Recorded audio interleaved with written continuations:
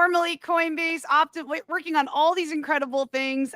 Your background is very impressive, Mark. That's awesome. I really feel like, Morpho's very lucky to have you on the team, given your experience. And yeah, I know we have limited time here, so I'm curious if you're able to give an overview of Morpho and share with our viewers what Morpho is. Yeah, so it is, it's a DeFi protocol. It's a lend and borrow protocol, right? But what makes Morpho really different is one, that it's built in a way that's extremely modular, and then secondly, it's built in a way that's very permissionless, right?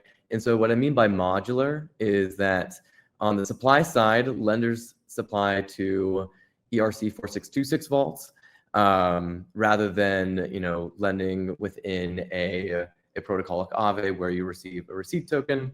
But what makes really Morpho interesting is actually on the borrow side, where we have these individual isolated borrow markets. And so what we're able to do with these individual isolated borrow markets is that we're actually able to create individual kind of risk profiles per vault, right? And so the difference of, let's say you're supplying USDC on a lending protocol like Aave, you're exposed to the entire risk spectrum of all the collateral assets supported on that lending protocol. Whereas within Morpho, let's say you deposit USDC onto one of our prime markets that has only exposure to the individual borrow markets with Rep Bitcoin, Rapstaked ETH, or ETH as a collateral asset. Those are just the three assets that you're going to have, exposure and risk exposure to.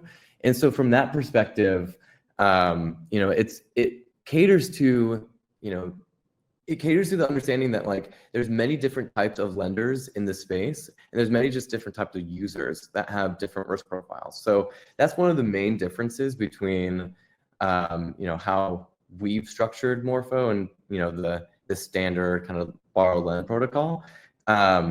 And then the second thing I touch on is that how Morpho is extremely permissionless. So anyone can create a vault, anyone can create a market.